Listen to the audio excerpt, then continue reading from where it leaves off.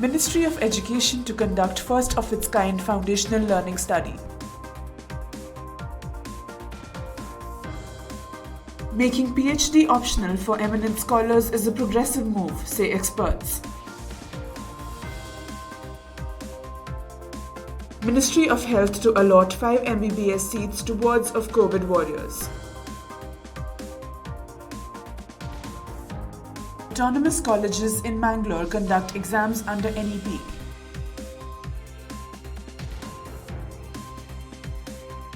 IIM Lucknow welcomes applications for executive program in strategic HR. IIT Guwahati hosts chair of Jal Jeevan Mission for water treatment technology. CUET admission criterion to be discussed in DU today.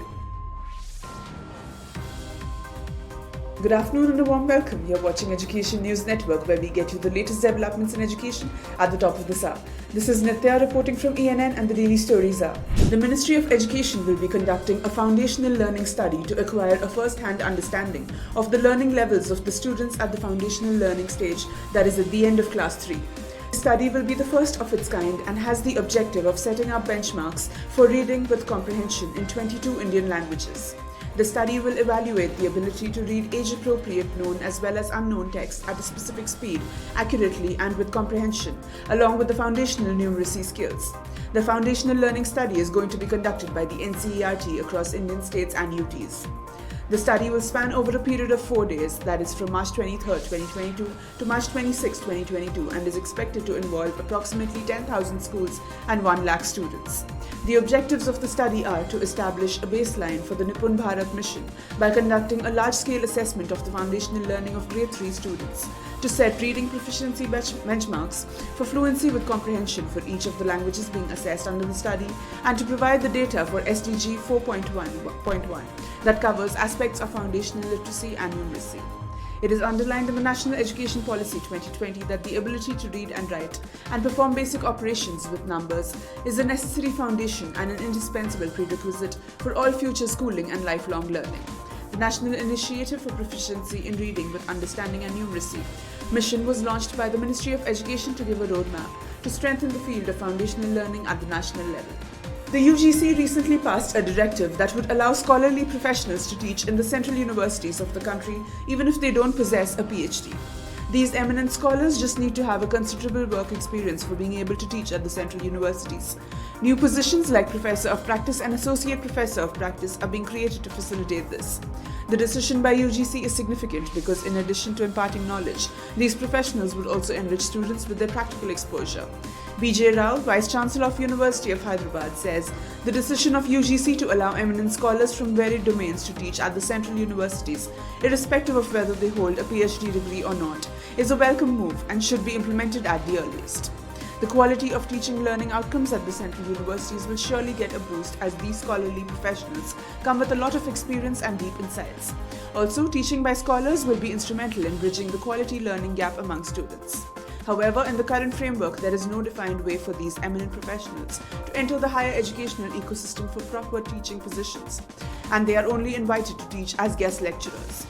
Such eminent scholars are needed in the higher education framework, as they bring in a different style of teaching by bringing in a deeper content about a particular stream than a conventional teacher. Hence, such scholarly presence in the form of teachers at higher educational institutions has to be maximized, and this is expected to make teaching profession attractive and interesting. However, this directive of UGC is in place only till July 2023. The Ministry of Health and Family Welfare has decided to allot 5 MBBS seats to wards of COVID warriors who lost their lives in fighting the virus. The Medical Counselling Committee has informed all the candidates who have appeared and qualified for the NET examination conducted by the NTA that Ministry of Health and Family Welfare has decided to allot 5 MBBS seats to wards of COVID warriors. The notice read, reference is made to the earlier notice dated 22nd February 2022, wherein the last date for receiving applications from wards of COVID warriors deceased routed through the respective Directorate of Medical Education or Directorate of Health Services of their domicile states was mentioned as 17th March 2022. In this regard, it is informed that the date for receiving duly filled in applications through DMEs or DHSS has been extended up to 5 p.m. of 28th March 2022 Monday. Hence, interested candidates who claim to be eligible may send their applications through DME or DHS of their respective states.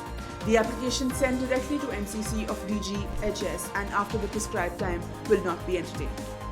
Most autonomous colleges in Mangalore have concluded the first semester exams being held under the National Education Policy 2020. These semester exams are being held with 60:40 ratio, with 40 marks dedicated to internal assessment. The duration of the theory exam has been reduced to 150 or 120 minutes from 180 minutes. St. Aloysius College completed its first semester exam and is due for evaluation. According to a source, the exams were conducted smoothly and the new system was well implemented. The evaluation process will commence soon.